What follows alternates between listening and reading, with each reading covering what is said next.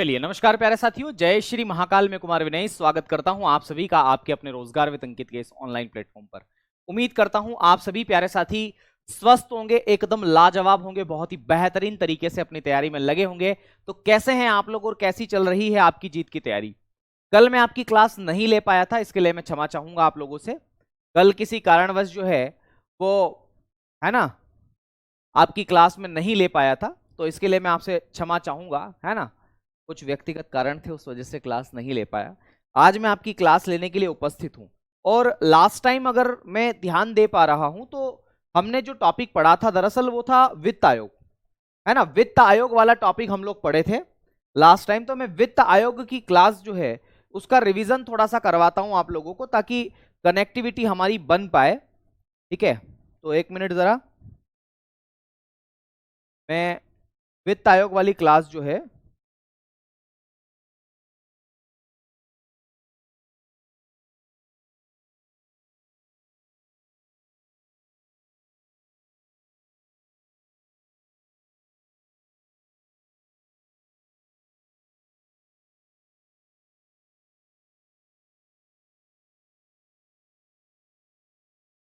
देखो, ये वित्त आयोग की लास्ट क्लास थी, है ना। इसको मैं थोड़ा सा रिवीजन करवा देता हूं आप लोगों को, ताकि आपको थोड़ा सा आइडिया बना रहे कि हमने लास्ट टाइम क्या पढ़ा था। लास्ट टाइम हमने देखा था मेरे साथियों नीति आयोग के बारे में, और नीति आयोग के बारे में इसके स्तंभ भी हमने देख लिए थे, और वित्त आयोग हम लोग पढ़ रहे थे। वित्त आयोग में हमने ये देखा था कि वित्त आयोग एक संवैधानिक संस्था है, और वित्त आयोग का गठन 280 में है, आर्टिकल नंबर 280 में। और इसका गठन किसके द्वारा किया जाता है? तो राष्ट्रपति महोदय के द्वारा इसका गठन किया जाता है। यह भी मैंने आपको बता दिया था। क्या बता दिया था? कि राष्ट्रपति महोदय के द्वारा इसका गठन किया जाता है, हर 5 सालों के लिए इसका गठन किया जाता है। यह भी मैंने आपको यहां पर बता दिया था। ओके, हर 5 सालों के लिए इसका गठन किया जाता है ना। फिर मैंने आपको यह बताया था कि जो वित्त आयोग है ना, इसका कार्यकाल 5 वर्ष का। इसकी संरचना में एक अध्यक्ष और सदस्यों की संख्या 4 होती है, जिनकी नियुक्ति राष्ट्रपति जी के द्वारा ही की जाती है। ये अपनी रिपोर्ट किसको सौंपते हैं? तो याद रखना, ये अपनी रिपोर्ट जो है वो किसको सौंपते हैं? तो ये अपनी रिपोर्ट राष्ट्रपति जी को सौंपते हैं। और इनकी जो रिपोर्ट होती है वो सिफारिश प्रकृति की होती है। सिफारिश प्रकृति का मतलब समझते हैं? सिफारिश प्रकृति का मतलब ये होता है मेरे दोस्त, सिफारिश प्रकृति का मतलब ये होता है, समझना इस बात को, कि सरकार माने या ना माने, ये सरकार के ऊपर डिपेंड करता है। इसको बोलते हैं सिफारिश प्रकृति की। ठीक है, वहीं पर इसके कार्य क्या है? तो राज्यों और केंद्र सरकार के बीच में करों का बंटवारा ये करती है, ये भी मैंने बता दिया था। इसका फर्स्ट वित्त आयोग के बारे में भी मैंने बता दिया था, 22 नवंबर 1951 को, है ना, ये इसकी स्थापना की गई थी।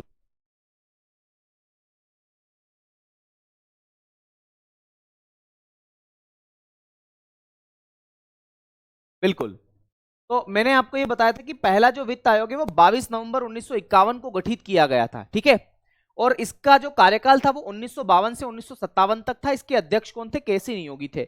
ये मैं चर्चा आपसे कर चुका था। अब मैं 15वें वित्त आयोग की बात कर लेता हूं। यहां तक की बातें हो गई थी, इससे आगे की हमें चर्चा करनी है। तो इससे आगे की क्या चर्चा है? तो याद रखना, 15th फाइनेंस कमीशन की मैं बात करता हूं। 15th फाइनेंस कमीशन की, 15th फाइनेंस कमीशन आप इसे कहते हैं, वित्त आयोग आप इसे कहते हैं। तो 15th फाइनेंस कमीशन,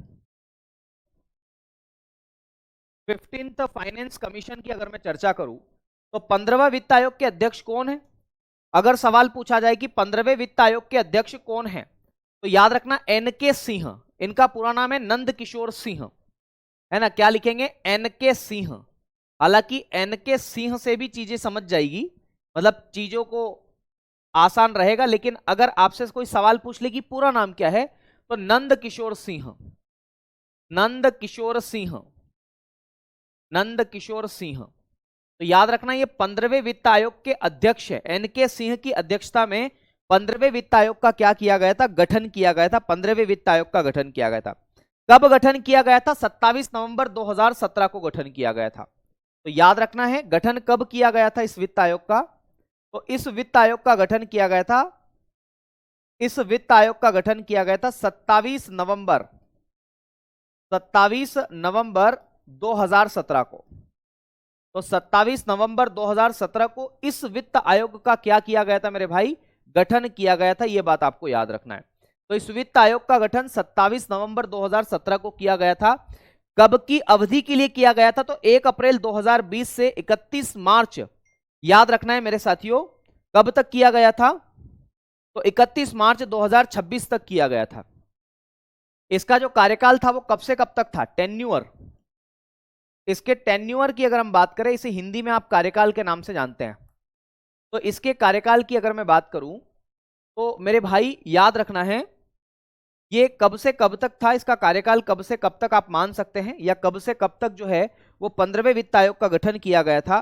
तो 1 अप्रैल 2021 से 31 मार्च 2026 तक, है ना?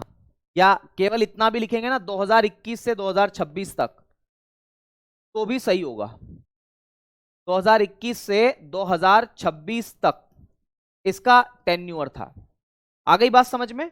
यह भी आपको इसके अंतर्गत याद रखना है। सवाल अक्सर यहां से बनने की संभावनाएं देखने को मिलती है, और फिर आप अगर ध्यान नहीं दोगे तो फिर दिक्कत आएगी, ठीक है ना? तो इसके कार्यकाल को लेकर के मैंने बात करी, इसके अध्यक्ष अक्सर पूछे जाते हैं, यह जरूर आपको याद रखना है। अब इसके सदस्यों की हम बात करें, इसके सदस्यों की संख्या कितनी है? 4 है। How many members? तो देयर आर 4 मेंबर्स। अब ये 4 सदस्य कौन कौन से हैं, जरा वो देखना। तो मेरे साथियों, इसमें पहला सदस्य, उनका नाम क्या है? तो याद रखना, उनका नाम है अनूप सिंह।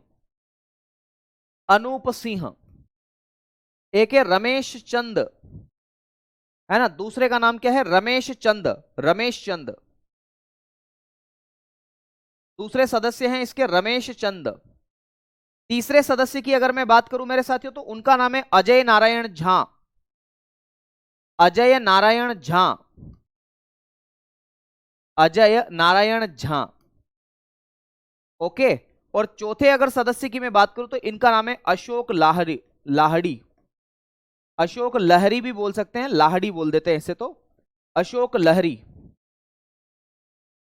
ये मेरे साथियों कुल मिलाकर के इसके क्या है? चारों सदस्य है। मैंने बताया था ना, इसमें 4 सदस्य और 1 अध्यक्ष होता है। तो ये बात आपको इसके अंतर्गत याद रखनी है, ये 15वें वित्त आयोग के अंतर्गत। अब 16वें वित्त आयोग का गठन किया जा चुका है, आपको पता ही है। तो अगला लिखेंगे 16th finance commission. 16th finance commission. 16th finance commission आप इसे कहते हैं। और 16वें वित्त आयोग के बारे में क्या कुछ खास बातें हैं वो भी मैं आपको बता देता हूं। 16th फाइनेंस कमीशन के बारे में क्या कुछ खास बातें हैं, तो देखो 16वें वित्त आयोग के बारे में क्या क्या बातें हैं। सबसे पहली बात, तो 16वें वित्त आयोग का गठन कब किया गया? तो ये 31 को किया गया था, याद रखना, मुझे आज भी याद है। 31 दिसंबर, 31 दिसंबर 2023 को 16वें वित्त आयोग का गठन किया गया था। कब किया गया था? 16वें वित्त आयोग का गठन 31 दिसंबर 2023 को। और इसके अध्यक्ष किसको बनाया गया? इसका चेयरमैन किसको बनाया गया? तो अरविंद पनगड़िया। आप मुझे बताएं, अरविंद पनगड़िया कौन है? अरविंद पनगड़िया। अरविंद पनगड़िया जी को इसका अध्यक्ष बनाया गया। अरविंद पनगड़िया जी को क्या बनाया गया? इसका अध्यक्ष बनाया गया था।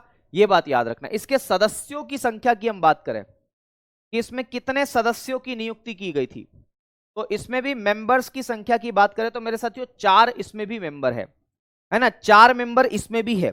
अब ये 4 मेंबर कौन कौन है? तो पहला याद रखना, अजय नारायण झा। अजय नारायण झा।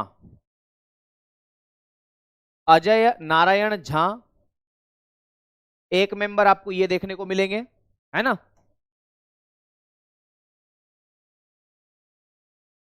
अजय नारायण झा एक मेंबर आपको ये देखने को मिलेंगे। अगर हम दूसरे मेंबर की बात करें मेरे साथियों, तो उनका नाम है एन्नी जॉर्जे मैथ्यूज। एन्नी जॉर्ज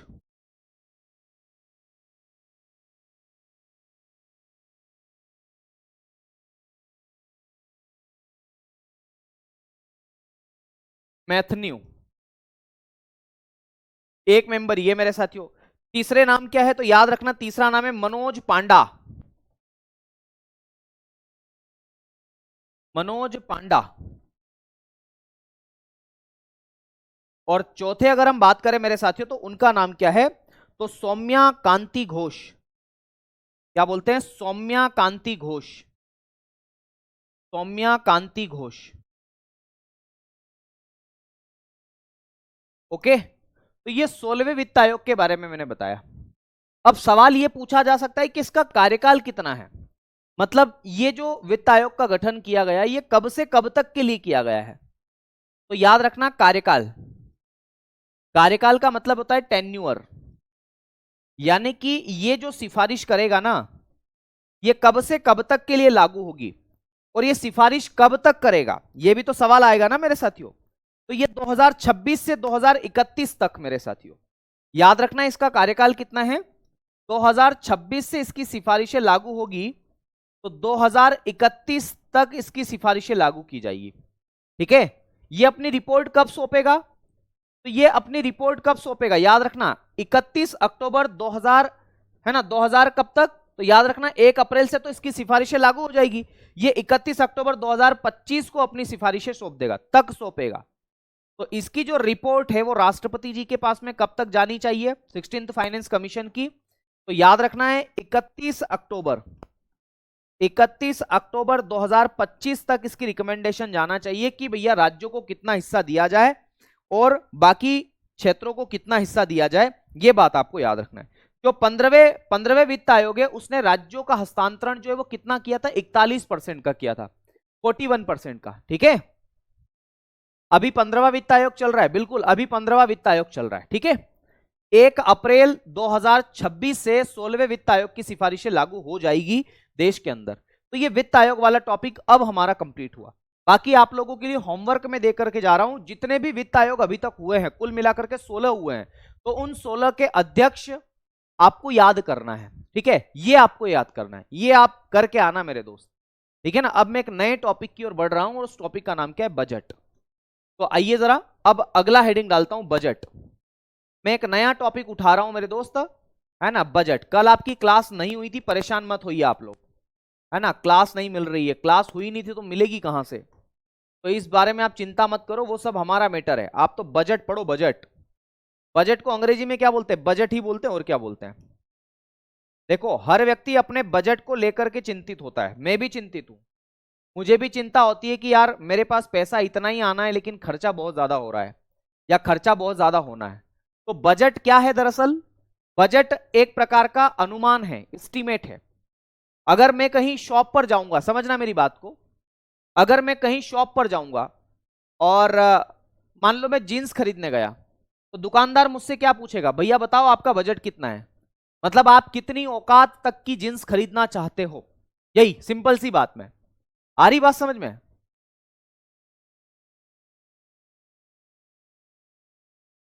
पूरिया रियल कह रहे हैं कि इतना याद कौन करेगा सर, सारे थोड़ी पूछेगा, है ना, पूछे जाएंगे सर, आप भी इतना टफ काम दे रहे हो।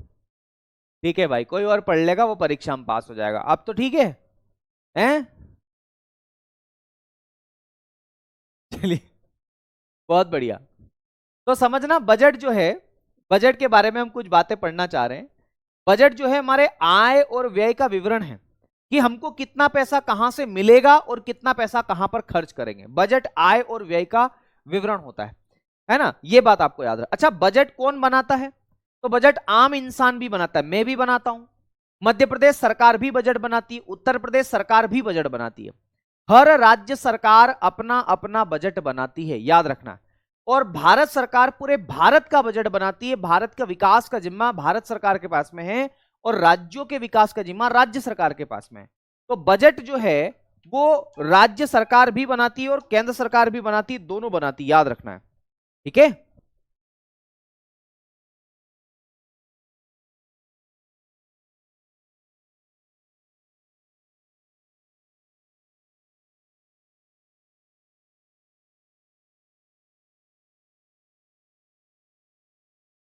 है ना, क्या बोल रहा हूं मैं ये बोल रहा हूं कि बजट जो है वो राज्य सरकार भी बनाती है, केंद्र सरकार भी बनाती है। तो बजट किस सूची का विषय है, आ रही बात समझ में। तो बजट मेरे दोस्त समवर्ती सूची का विषय है, ये बात आपको याद रखना पड़ेगी। बजट जो है वो किस सूची का विषय है, तो समवर्ती सूची का विषय है। तो लिखेंगे समवर्ती सूची का विषय। समवर्ती सूची का मतलब क्या होता है, कॉन्करेंट लिस्ट। तो बजट मेरे साथियों समवर्ती सूची का विषय है, समवर्ती सूची का विषय, समवर्ती सूची, है ना, it is a subject of concurrent list.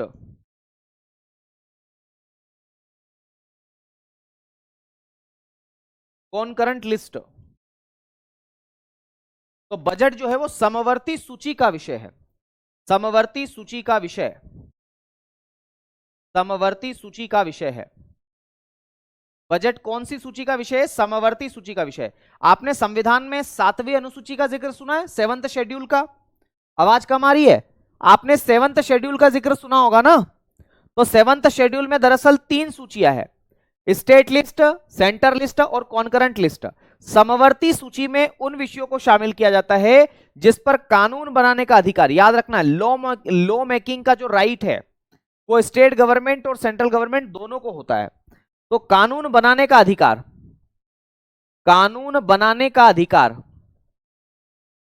कानून बनाने का जो अधिकार है वो किसके पास में है? तो याद रखना है, राज्य सरकार और केंद्र सरकार दोनों के पास में है।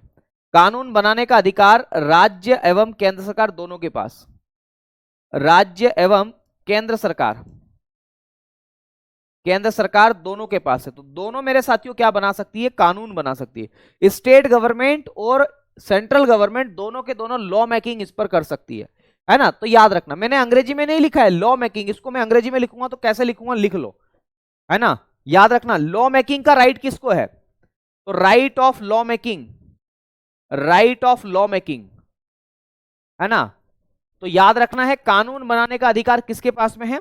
तो बजट पर कानून बनाने का अधिकार जो है वो राज्य को भी है, स्टेट को भी है और सेंट्रल गवर्नमेंट को भी है। तो मैं यहां लिखता हूं state and central government, central government, है ना। राज्य सरकार और केंद्र सरकार दोनों को कानून बनाने का अधिकार है। इसलिए बजट किस सूची का विषय है? समवर्ती सूची का विषय है ना, पहली बात। दूसरी बात आपको ये याद रखना है कि बजट शब्द का उल्लेख कहां पर है। तो संविधान में कहीं भी बजट शब्द का उल्लेख नहीं है। तो इसमें ये लिखेंगे, संविधान में बजट शब्द का विवरण नहीं।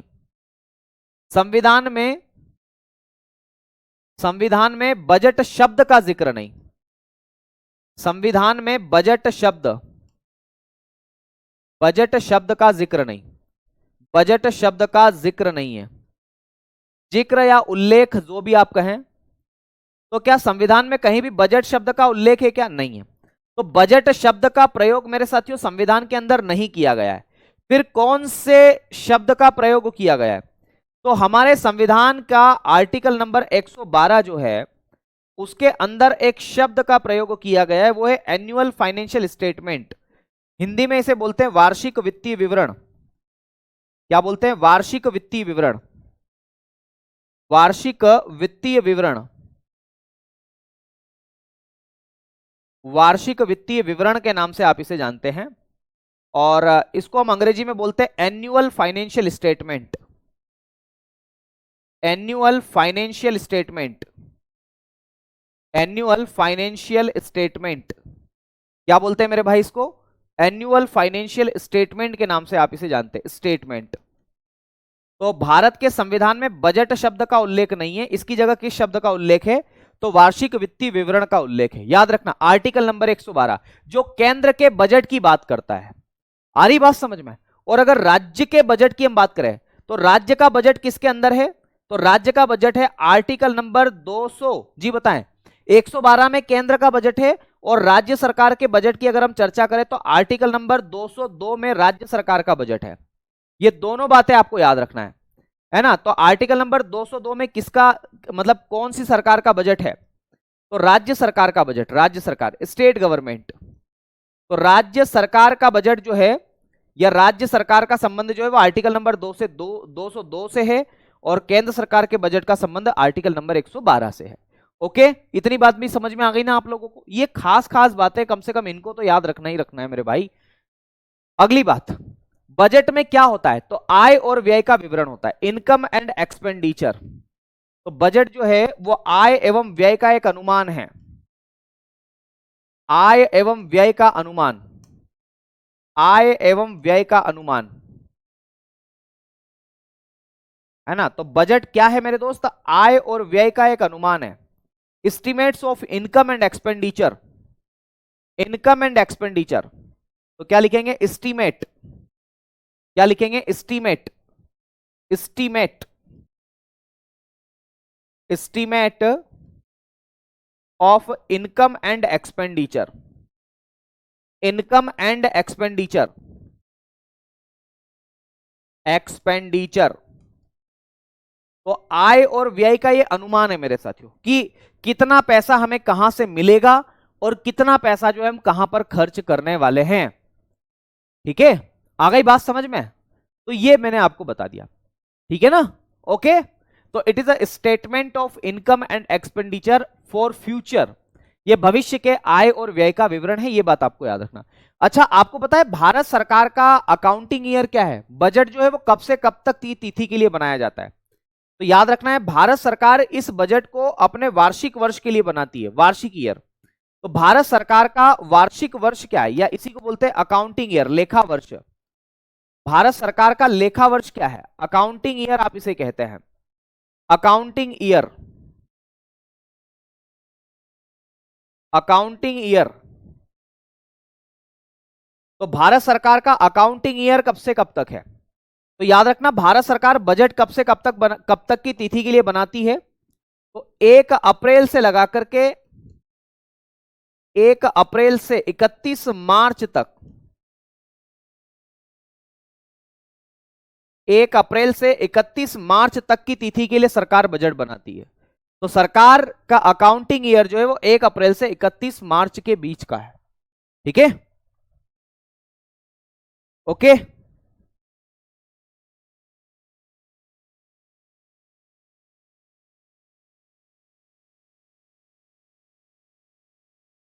बढ़े, आगे बढ़े? ठीक है, आगे बढ़ सकते हैं हम लोग।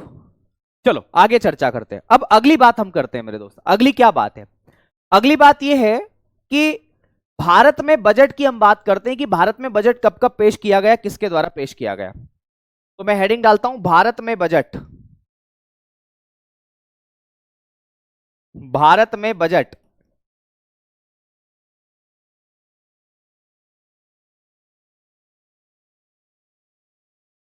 भारत में बजट की मैं चर्चा करता हूं। तो देखो, भारत में अगर बजट की मैं बात करूं तो सबसे पहला बजट किसके द्वारा पेश किया गया था? भारत में सबसे पहला बजट, सर्वप्रथम सर्वप्रथम बजट पेश कब किया गया था भारत में सबसे पहले? तो सर्वप्रथम बजट पेश किया गया था जेम्स विल्सन के द्वारा। जेम्स विल्सन, ये एक अंग्रेज अधिकारी था। जेम्स विल्सन के द्वारा बजट पेश किया गया था। कब पेश किया गया था? सवाल तो यह भी बन सकता है कि भारत में सबसे पहले बजट जो है वो कब पेश किया गया था। तो भाई साहब, जेम्स विल्सन साहब ने भारत में सबसे पहले बजट पेश किया था 7 अप्रैल 1860 को, है ना?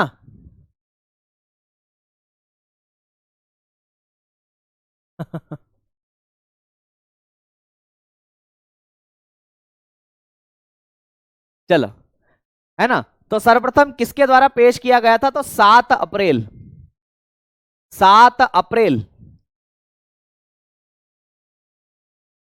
1860 को। तो 7 अप्रैल 1860 को सबसे पहले बजट पेश किया गया था जेम्स विल्सन के द्वारा। इसीलिए इस जेम्स विल्सन नाम के प्राणी को भारत में बजट का प्रणेता, फादर ऑफ इंडियन बजट के नाम से जाना जाता है। ठीक है, तो क्या बोलेंगे? Father of Indian budget. Bharat में बजट के जनक। तो भारत में बजट का जनक, भारत में बजट के पिता या बजट का जनक, फादर ऑफ इंडियन बजट के नाम से आप इन्हें जानते हैं। क्या बोलते हैं इन्हें? Father of Indian budget. Father of Indian budget के नाम से आप इन्हें जानते हैं, इंडियन बजट। तो भारत में बजट के जनक जो है वो किसे कहा जाता है? जेम्स विल्सन को। क्यों? क्योंकि भाई साहब ने सबसे पहले बजट पेश किया था। ठीक है, ओके। अब देखो, जब देश हमारा आजाद हुआ, जब देश हमारा आजाद हुआ तो स्वतंत्र भारत हुआ। तो आजादी के बाद पहला बजट कब पेश किया गया था? सवाल तो यह भी बन सकता है ना, है ना? मुन्ना, रिस्क है। रिस्क है मुन्ना। तो याद रखना, स्वतंत्र भारत का पहला बजट, स्वतंत्र भारत का पहला बजट स्वतंत्र भारत का पहला बजट। तो स्वतंत्र भारत का पहला बजट पेश करने वाले जो विद्वान हैं उनका नाम क्या है? तो याद रखना, आर के षणमुखम शेट्टी। क्या नाम है? आर के षणमुखम शेट्टी। आर के षणमुखम शेट्टी, फुल फॉर्म आप बताना भैया। आर के षणमुखम शेट्टी, आपका होमवर्क भी है। आर के षणमुखम शेट्टी जी ने स्वतंत्र भारत का पहला बजट पेश किया था। कब पेश किया गया था? तो याद रखना 27 नवंबर को पेश किया था। तो 27 नवंबर 1947 को इन्होंने अपना पहला बजट पेश किया था, है ना। 27 नवंबर 1947 को स्वतंत्र भारत का पहला बजट पेश किया गया था। यह बात भी आपको याद रखना है। 27 नवंबर नहीं, 27 नहीं, सॉरी सॉरी, क्या लिखोगे? 26 नवंबर लिखना, 27 की जगह 26 कर लो। 26 क्या लिखेंगे? 26 नवंबर 1947। और के आर के षणमुखम शेट्टी नाम है इनका। चलो, अब जब देश में रिपब्लिक इंडिया बना तो याद रखना, गणतंत्र भारत का पहला बजट किसके द्वारा पेश किया गया और कब किया गया? तो रिपब्लिक इंडिया का पहला बजट पेश किया गया था जॉन मथाई के द्वारा। किसके द्वारा? जॉन मथाई, 28 फरवरी 1950 को। ठीक है। तो गणतंत्र भारत का पहला, गणतंत्र भारत का पहला, बेटा पढ़ लो रे, टापरे बिक जाएंगे। टापरे, टापरे समझते हो क्या होता है? तुम्हारी कसम, स्थिति गरीबी बहुत बेकार चीज है। इस गरीबी से बाहर निकलो। मजाक नहीं कह रहा हूं, है ना, मजाक नहीं कह रहा हूं। बहुत बढ़िया। 18 फरवरी नहीं होगा, वो 7 अप्रैल ही है, 18 फरवरी नहीं होगा, है ना। 7 अप्रैल ही करेक्ट आंसर है, 18 फरवरी नहीं है भाई। तो याद रखना है आप लोगों को, गणतंत्र भारत का पहला बजट किसके द्वारा पेश किया गया था? जॉन मथाई के द्वारा। John Mathai, John Mathai. और सन अगर आप याद रखें तो याद रख लेना 1950। तो 1950 में गणतंत्र भारत का पहला बजट पेश किया गया था। यह भी एक इंपॉर्टेंट बात है, याद रखेंगे तो अच्छा रहेगा, है ना। बहुत बढ़िया, शानदार, लाजवाब, बहुत खैरियत। ओके। बिल्कुल बिल्कुल बिल्कुल बिल्कुल, समझ रहा हूं समझ रहा हूं। सर आपने यकीन बेच में क्या, यकीन बेच ही तो चल रहा है ये। फरवरी 1860 बताया था ऐसा। एक बार मैं चेक कर लूंगा फिर इसको। ओके, एक बार मैं चेक कर लूंगा।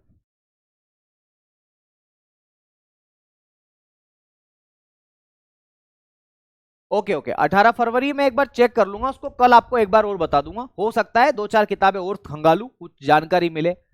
टापरे क्या होता है? टापरे का मतलब होता है मकान, घर। मालवा में टापरा बोल देते हैं इसको, टापरा। चलो, भारत में बजट की इतनी सारी बातें हो गई, है ना। अच्छा, अगर अब आपसे सवाल पूछा जाए वित्तीय वर्ष को लेकर के, ऐसे तो मैंने आपको यहां पर लेखा वर्ष बता दिया है, यही वित्तीय वर्ष भी है। तो मैं अगला टॉपिक लिखता हूं वित्तीय वर्ष, है ना, क्योंकि बजट में अब हमें इन चीजों की आवश्यकता पड़ेगी।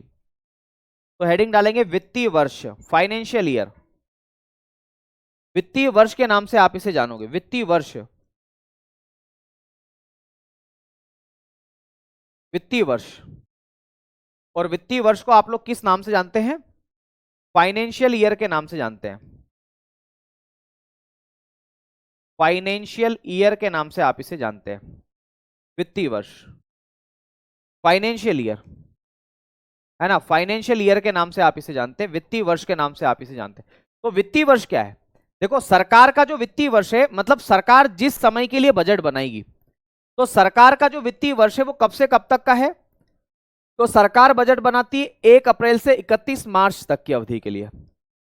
1 अप्रैल से लगा करके 1 अप्रैल से 31 मार्च,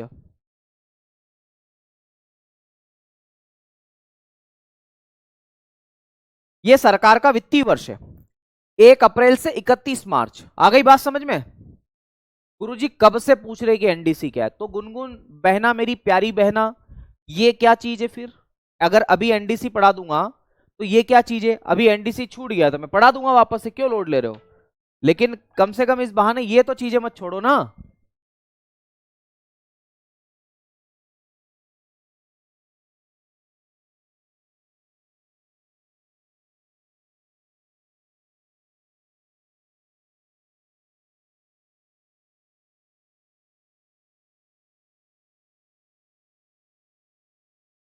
ठीक है ना।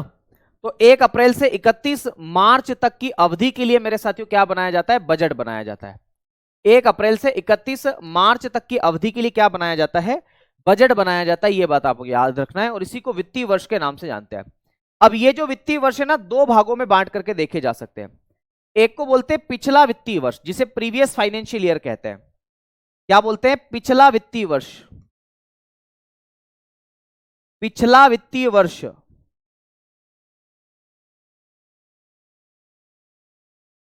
पिछला वित्तीय वर्ष। और पिछले वित्तीय वर्ष को आप अंग्रेजी में किस नाम से जानते हैं, तो इसको हम बोलते हैं previous financial year. Previous spelling में गड़बड़ी हो तो देख लेना है ना। एक बच्चे ने कमेंट किया था सर मत लिखा करो गड़बड़ी हो तो, यार previous financial year, previous financial year आप इसे कहते हैं। एक तो होता है पिछला वित्तीय वर्ष और एक होता है आगामी वित्तीय वर्ष। एक क्या होता है, आगामी वित्तीय वर्ष, अपकमिंग फाइनेंशियल ईयर। आगामी वित्तीय वर्ष, आगामी वित्तीय वर्ष। एक तो है पिछला वित्तीय वर्ष और एक कौन सा होता है, तो आगामी वित्तीय वर्ष के नाम से आप इसे जानते हैं। और आगामी वित्तीय वर्ष को क्या बोलते हैं अंग्रेजी में, upcoming financial year. Upcoming financial year के नाम से आप इसे जानते हैं। अपकमिंग फाइनेंशियल ईयर के नाम से आप इसे जानते हैं। ओके, तो पिछला वित्तीय वर्ष और आने वाला वित्तीय वर्ष, जिसे आगामी वित्तीय वर्ष के नाम से आप इसे जानते हैं, ये दो प्रकार के वित्तीय वर्ष है। मान लेते हैं कि आज तारीख जो है वो 1 फरवरी, अच्छा बजट कब पेश होता है आपको पता है, बजट पेश होता है 1 फरवरी को। 1 फरवरी 2025 है आज। मान लेते हैं कि आज 1 फरवरी 2025 है, ये माना है, लेट माना कि आज तारीख 1 फरवरी 2025 है। तो जो बजट पेश किया जाएगा वो आने वाले साल के लिए पेश किया जाएगा। इसका मतलब है कि जो बजट पेश किया जाएगा ना, वो पेश किया जाएगा मेरे दोस्त आपका कब से कब तक की अवधि के लिए, तो 1 अप्रैल 2026 से लगा करके 31 मार्च 2027 की अवधि के लिए। भाई आज 1 फरवरी 2025 है, अच्छा 25 लिखा है ना मैंने, तो फिर आप यहां पर लिखेंगे मेरे साथियों, हाँ अगर मैंने 25 लिखा है कि तिथि 25 है, तो 1 अप्रैल 2025 से लगा करके 31 मार्च 2026 के लिए जो बजट पेश किया जाएगा उसी को बोलते हैं आगामी वित्तीय वर्ष। नहीं समझ में आया, फिर से समझो। मान लो कि आज 1 फरवरी 2025 है, आज तिथि 1 है और 1 फरवरी को बजट पेश होता है, आपको सबको पता है, कोई किताब में नहीं लिखा है संविधान की कि 1 फरवरी को ही होगा, पर मान लेते हैं कि बजट पेश हुआ है आज 1 फरवरी को। तो जो हम बजट बना रहे हैं, जो बजट पेश कर रहे हैं, वो कब के लिए कर रहे हैं, तो वो आने वाले साल के लिए कर रहे हैं, वो अपकमिंग फाइनेंशियल ईयर के लिए कर रहे हैं। हम ये बता रहे, सरकार ये बताने का प्रयास कर रही है कि आने वाले साल में आपको कहां कहां से पैसा मिलेगा। आपको से मेरा मतलब है सरकार को। तो आने वाले साल में, आने वाले साल का मतलब है 1 अप्रैल 2025 से 31 मार्च 2026 तक की अवधि में सरकार को कहां कहां से पैसा मिलेगा और सरकार उस पैसे का उपयोग कहां कहां करेगी, यह बात आपको याद रखना है। ठीक है, एक साल में कितनी बार बजट पेश होता है बेटा, एक बार होता है, एक बार होता है। नगेंद्र सिंह तोमर कह रहे हैं आपने पूरे वित्त आयोग नहीं करवाए, नहीं लिखवाए। मेरे भाई मैंने बताया ना आपको, बाकी आप होमवर्क में लिखो, पहला वित्त आयोग मैंने करवा दिया, दूसरा तीसरा चौथा ऐसे करके सारे वित्त आयोग के अध्यक्ष केवल लिखना है आपको, है ना, केवल अध्यक्ष और उनकी स्थापना कब की गई या कार्यकाल कब से कब तक था। अब तुम लगातार उसी कमेंट में, तो तुम कैसे पढ़ रहे हो ये बताओ बच्चा, कैसे पढ़ रहे हो तुम?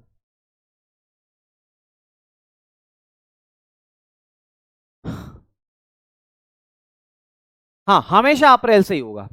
भारत सरकार का फाइनेंशियल ईयर 1 अप्रैल से ही शुरू होता है, 1 अप्रैल से 31 मार्च तक के लिए चलता है। ओके, हाँ जी, 1 अप्रैल से 31 मार्च के लिए, ये तय है, ये तय है। ठीक है ना। चलो दूसरी बात, अगर आज 1 फरवरी 2025 है तो पिछला वित्तीय वर्ष जो है उसकी तिथि क्या हो सकती है? तो मेरे साथियों पिछला वित्तीय वर्ष जो है उसकी तिथि होगी 1 अप्रैल 2024 से 31 मार्च 2025 तक। ये जो अवधि है ये मेरे साथियों पिछले वित्तीय वर्ष के नाम से जानी जाती है। ये क्या बोलते हैं? पिछले वित्तीय वर्ष के नाम से जानी जाती है। आ गई बात समझ में? चलो अब नोट बना करके एक दो बिंदु लिख लो, नहीं तो आप कंफ्यूज हो जाओगे। एक साल में एक बार बजट पेश किया जाता है, एक वर्ष में एक बार, एक वर्ष में एक बार बजट पेश किया जाता है। Budget is introduce in single year, याद रखना है, once time in single year. Okay okay,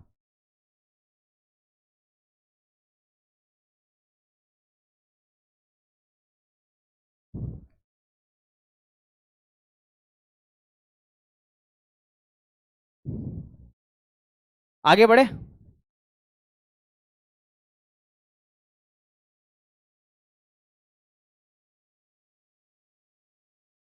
चलो पहला नोट है, एक वर्ष में एक बार बजट पेश किया जाता है। ये बात आपको याद रखना है कि बजट जो है वो एक वर्ष में एक बार ही पेश किया जाता है।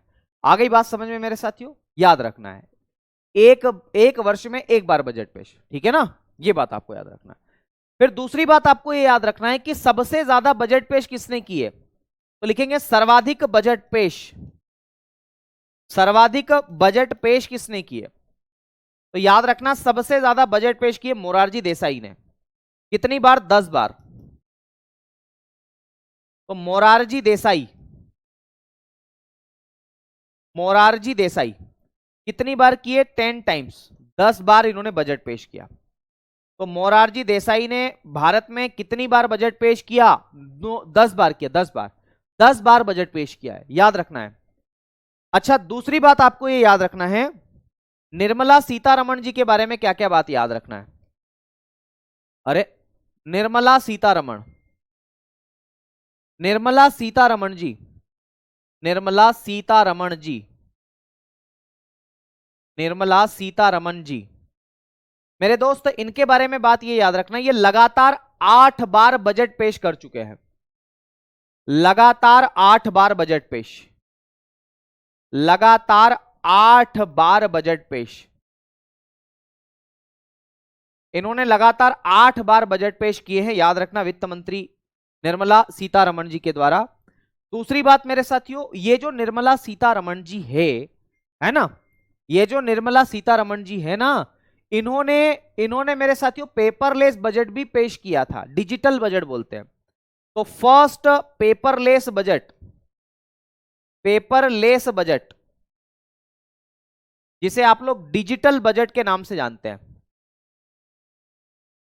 डिजिटल बजट के नाम से भी जानते हैं, ये पेश किया था। तो पहला पेपरलेस बजट जो है वो इन्हीं के द्वारा शुरू किया गया था सन 2021 में, ये बात भी आपको याद रखना है। और लगातार 8 बार इन्होंने बजट पेश किया है, ठीक है? आ गई बात समझ में? चलो अगर आपसे ये पूछा जाए कि पहली महिला वित्त मंत्री कौन थी, तो पहली महिला वित्त मंत्री जिन्होंने बजट पेश किया, तो पहली महिला वित्त मंत्री मेरे दोस्त इंदिरा गांधी थी। क्या नाम था? इंदिरा गांधी, इंदिरा गांधी, इंदिरा गांधी ये पहली महिला वित्त मंत्री थी। ये बात आपको याद रखना है मेरे साथियों, ये चीज मैंने आपको यहां पर बताने की कोशिश की है, जरूर आप लोगों को इसको याद करना पड़ेगा, ठीक है? आ गई मेरी बात समझ में? चलो अब अगली बात हम ये कहना चाहते हैं मेरे साथियों, याद रखना कि आपका पहला रेल बजट जो है वो कब पेश किया गया था? पहला रेल बजट, तो लिखेंगे फर्स्ट रेल बजट। क्या लिखेंगे? फर्स्ट रेल बजट, पहला rail budget, first rail budget, first rail budget. तो पहला रेल बजट जो है वो कब पेश किया गया था? तो पहला रेल बजट 1924 में पेश किया गया था, याद रखना है। एक समिति थी उसकी सिफारिश पर, जिसका नाम था एकवर्थ कमेटी। क्या बोलते हैं? एकवर्थ कमेटी। तो एकवर्थ समिति की सिफारिश पर एकवर्थ समिति की सिफारिश पर, एकवर्थ कमेटी की रिकमेंडेशन पर, सिफारिश पर मेरे साथियों पहला रेल बजट शुरू किया गया था 1924 में। किसके द्वारा पेश किया गया था? जॉन मथाई के द्वारा। तो याद रखना है, जॉन मथाई के द्वारा यह बजट पेश किया गया था, पहला रेल बजट। उसके पहले रेल बजट और आम बजट दोनों अलग अलग थे, याद रखना है, ठीक है। तो पहला रेल बजट मैंने आपको यह बताया।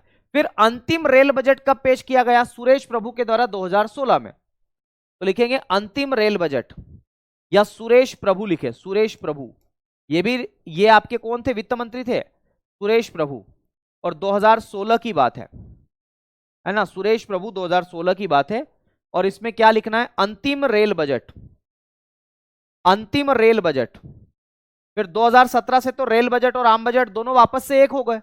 मतलब पहले रेल के लिए अलग से बजट पेश किया जाता था, है ना। तो क्या लिखेंगे? तो याद रखना है अंतिम रेल बजट, अंतिम रेल बजट। ये बच्चा क्या नाम है इसका? सूर्या, सूर्या रियल। आप बिहार में भी हो क्या? हैं? बिहार वाली बैच में भी हो?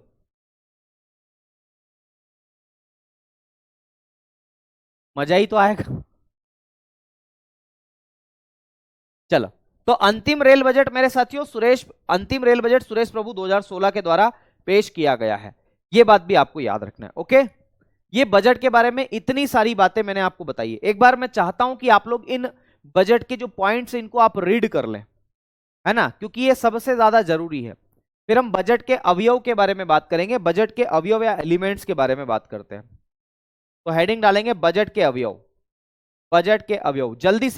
जल्दी से रिवीजन मार लो अभी तक जो लिखवाया। 1 मिनट का समय दे रहा हूं।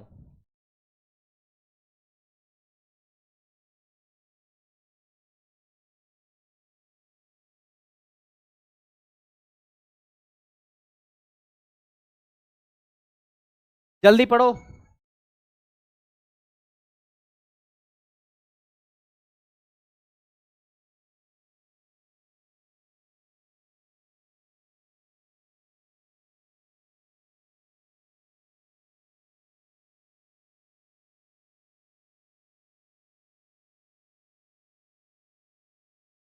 चलो पढ़ लो जल्दी से।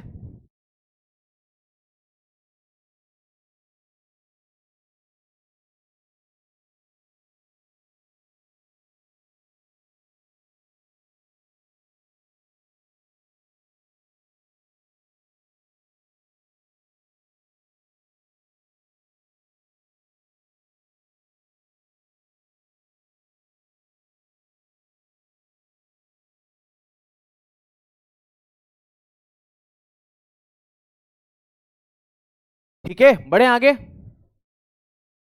चलो सर, मेरे द्वारा बजट लिख रखा है, क्या मुझे लिखने की जरूरत है दोबारा? ना, फर्स्ट बैच है सर मेरा, यह बिहार का ही नहीं हूं। ओके ओके, कोई बात नहीं। कोई बात नहीं, है ना।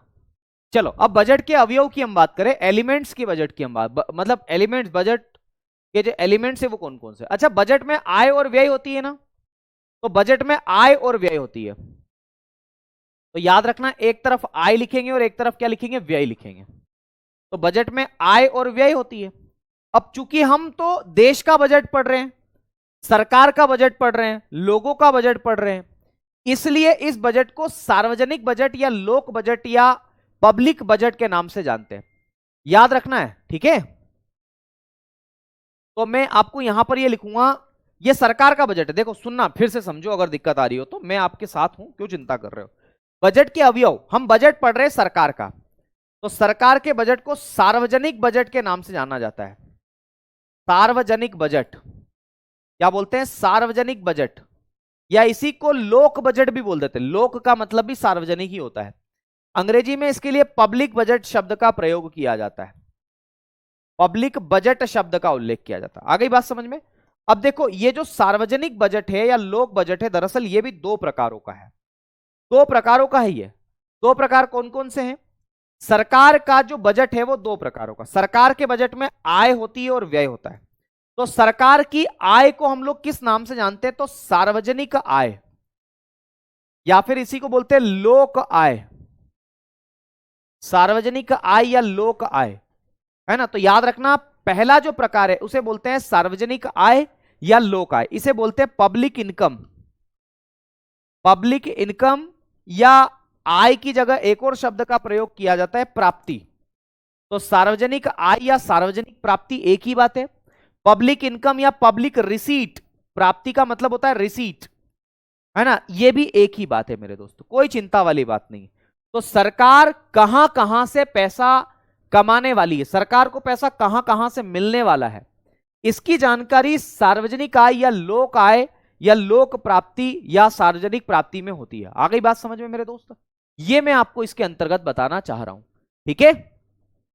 फिर सरकार का खर्च भी होता है, जिसे आप लोग सार्वजनिक व्यय के नाम से जानते हैं। सार्वजनिक या लोक व्यय, लोक व्यय, और इसे अंग्रेजी में पब्लिक एक्सपेंडिचर के नाम से जाना जाता है। पब्लिक एक्सपेंडिचर के नाम से जाना जाता है, पब्लिक एक्सपेंडिचर।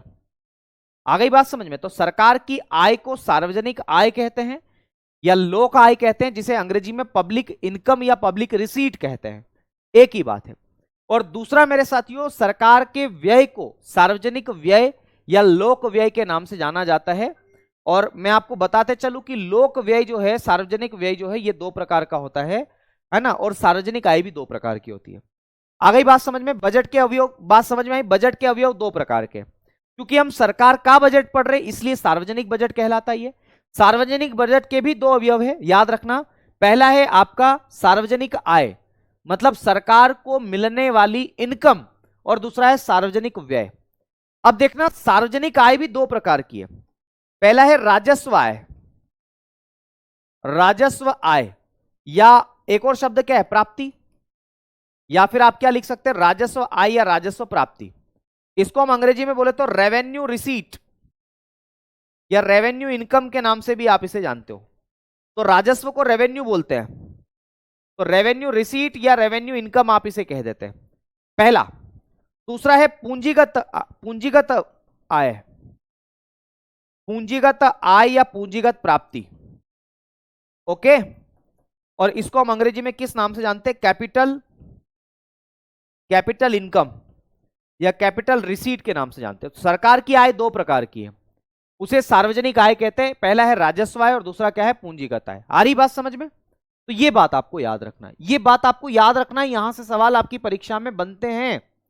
वैसे ही सरकार का खर्च भी दो प्रकार का है, एक को बोलते हैं राजस्व व्यय, राजस्व व्यय, और इसको हम लोग बोलते हैं revenue expenditure, revenue expenditure, short form लिखा है, ऊपर पूरा नाम लिखा है। दूसरा है पूंजीगत व्यय, पूंजीगत व्यय, और इसको आप लोग किस नाम से जानते हो, कैपिटल एक्सपेंडिचर के नाम से जानते हो, कैपिटल एक्सपेंडिचर के नाम से जानते हो। अब देखो, दोनों में अगर आप कॉमन चीज देखोगे तो राजस्व और पूंजीगत दोनों में सेम है। सरकार की आय है इसलिए इसको राजस्व आय और पूंजीगत आय बोलते हैं, सरकार का खर्च है इसलिए इसे राजस्व व्यय और पूंजीगत व्यय बोलते हैं। एक बार ठंडे दिमाग से अगर आप इसको पढ़ोगे और कल रिवीजन करके आओगे तो मुझे पूरा भरोसा है कि आप बहुत सारी चीजें अच्छे से सीख जाओगे, है ना। चलो, ओके। तो उम्मीद है ये सब बातें आपको समझ में आई होगी। अब शेष वार्ता हम लोग करेंगे कल, तो कल आपसे मुलाकात करते हैं। आज के लिए इतना ही काम करते हैं, ओके। चलो, ये सारी क्लासेस आपको समझ में आ गई होगी, ऐसी मैं उम्मीद कर रहा हूं, ऐसी मैं कामना कर रहा हूं। मैं फिर कह रहा हूं कि आप लोग एक बार प्लीज इसको एक बार पढ़ के आ जाना। हो सकता है कहीं अगर कोई कमी हो आपके अंदर या मेरे अंदर जहां आपको समझ में नहीं आया हो, तो वो इससे और स्पष्ट हो जाए, ठीक है ना। इसको मैं थोड़ा सा कल और सुस्पष्ट करने की कोशिश करूंगा। तो कल शाम को 6 बजे अब हम मुलाकात करेंगे, ठीक है। समीक्षा, आदेश, मिश्रा, हिमांशी, विशाल कुमार, ठीक है ना। ओके, मेरी पूरी कोशिश है कि यहीं आपको समझा दूं, फिर भी प्रयास करता हूं समझाने का। चलिए, नमस्कार, शुक्रिया, धन्यवाद, जय महाकाल।